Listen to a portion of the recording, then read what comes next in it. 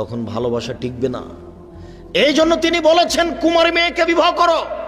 যদি আপনি দুলাভাইয়ের কোলে বসে থাকা মেয়েকে বিবাহ করেন, সংসার ভালো টিকবে না। দুলাভাই তো জেনা করার তালে শ্যালিকাকে যা কিছু চেয়েছে দিয়েছে, ও সংসার বিলিয়ে দিতে রাজি। ও তো জেনার তালে খুঁজছিল, ঘুরছিল।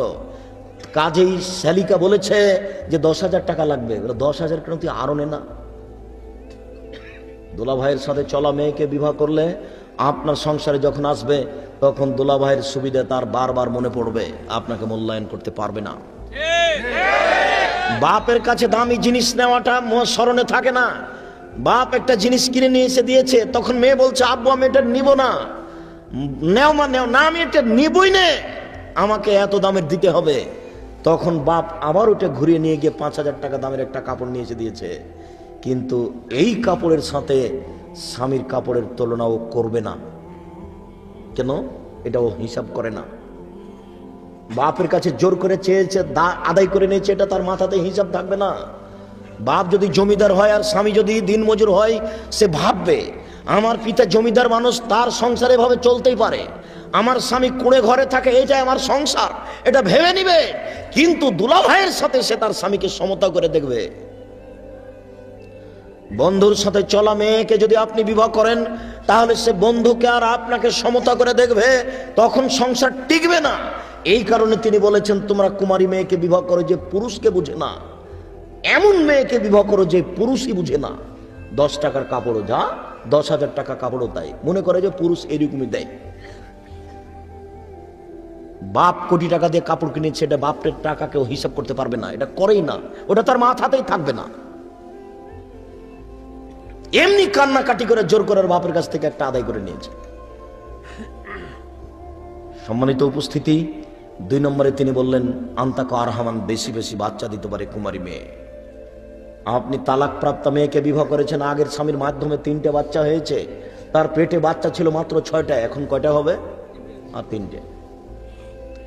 আপনি দুলাভাইয়ের সাথে চলা, বন্ধুর সাথে চলা মেয়েকে বিবাহ করেছেন, অবৈধভাবে তার বাচ্চা আগে 2টা নষ্ট হয়েছে, তার পেটে মোট বাচ্চা ছিল 5টা, এখন কয়টা হবে? 3টে। অতএব কুমারী মেয়েকে বিবাহ করেন, তিনি এমনি বলেননি, এর কারণ আছে। তিনি বলেন ওয়ার জাবিল আসিরে, অল্পতেই খুশি। স্বামী যা দিবে তাতেই খুশি হয়ে যাবে। সে মনে করবে স্বামী এইরূপই দেয়, সে পিতার দেওয়াটার সাথে তুলনা করে দেখবে না, স্বামী যা দিয়েছে তাতেই খুশি হয়ে যাবে।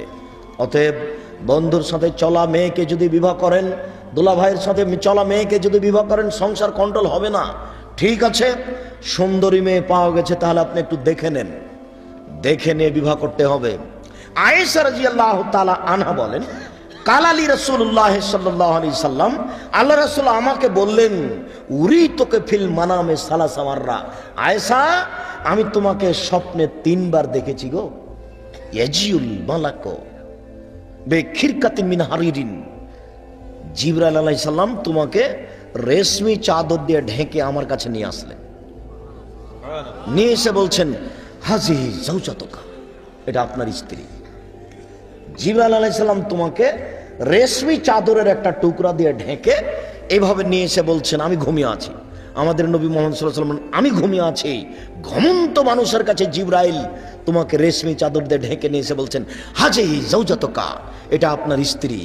তখন আমি কাসাতুল সাবা আন ওয়াজহিকে, তোমার মুখের উপর থেকে কাপড়টা সরালাম, তোমার মুখের উপর থেকে কাপড়টা সরিয়ে দেখি আন্তি হে, আর তুমি সেই, আরে দেখি তুমি সেই, তুমি আয়েশা। তারপর তখন আমি বললাম ইন কানা মিনাল্লাহি তাআলা সায়ামজি, এটা যদি আল্লাহর পক্ষ থেকে হয়ে থাকে তাহলে একদিন না একদিন বাস্তবায়ন হবেই। এইরকম ভাবে আমি তোমাকে 3 দিন দেখেছি, জিবরাইল আলাইহিস সালাম আমাকে 3 দিন দেখিয়েছেন। আবু দাউদে মেয়েকে দেখার হাদিস আছে, তিনি এভাবে বলেছেন যে ওই সব অঙ্গগুলি দেখবে যাতে করে তাকে বিবাহের প্রতি আগ্রহী করে তোলে। কি দেখবে? হাত দেখতে পারে কবজি পর্যন্ত, পা দেখতে পারে টাকনো পর্যন্ত, শরীরের বাকি অঙ্গ প্রত্যঙ্গ দেখবে, এরকম কোনো অনুমতি শরীয়তে নেই। একটা মেয়ের মুখ দেখলে বোঝা যায় সুন্দরী অসুন্দরী, একটা মেয়ের পায়ের গঠন দেখলে বোঝা যায় তার সুন্দরী অসুন্দরী, এরপরে কিছু কথা বললেই বোঝা যায়। সম্মানিত উপস্থিতি, বিবাহের পূর্বে দেখে নিতে হবে, এ কথাই ঠিক। কেন দেখে নিতে হবে? যাতে করে পরে কিছু তার বলার না থাকে। যদি না দেখে বিবাহ করে তাহলে 2 মাস 6 মাস যেতে না যেতে মাঝে মধ্যে বলবে, আরে শোনো, আমার চাচা জোর করে বিবাহ দিয়েছে, তোমাকে বিবাহ করতাম না আমি দেখলে। আমার মামা জোর করে বিবাহ দিয়েছে, আমি দেখলে তোমাকে বিবাহ করতাম না। বলো কি তুমি? দিন রাত স্ত্রীকে খোঁটা দিবে। এই পথ আল্লাহ রাসূল বন্ধ করে দিয়েছেন, যাতে করে জিন্দেগিতে বলতে না পারে যে আমি তোমাকে দেখলে বিবাহ করতাম না, আগে দেখে নাও। এই কথার অর্থ এই নয় যে দেখতে গিয়ে তাকে বিবাহ করবে না, এরকম পথ নেই। কেন? পৃথিবী সৃষ্টির 50,000 বছর আগে যেটা লেখা হয়েছে, ঘুরতে ঘুরতে ঘুরতে ওখানেই যাবে। সে যতই খুঁজুক, শুনুন, দেখার সুযোগ আপনার পিতা রাখে না। এই মেয়েটাকে এখন আপনার পিতাও বিবাহ করতে পারে, কাজে আপনার পিতা এই মেয়েকে দেখতে পারে না। এখন এই মেয়েটা আপনার জন্য যা, আপনার বাপের জন্য তাই। বুঝতে পারেননি? কাজেই বাপের মেয়ে দেখা হারাম, বন্ধু বান্ধবের মেয়ে দেখা হারাম,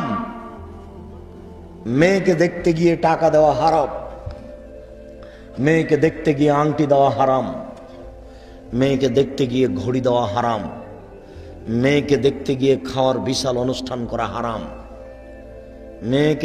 মেয়ের পিতার দেখা হারাম, ছেলের পিতার দেখা হারাম, ছেলের বন্ধু বান্ধবের দেখা হারাম, দেখতে গিয়ে টাকা দেওয়া হারাম, একেবারেই হারাম, টোটালি হারাম, সম্পূর্ণরূপে হারাম।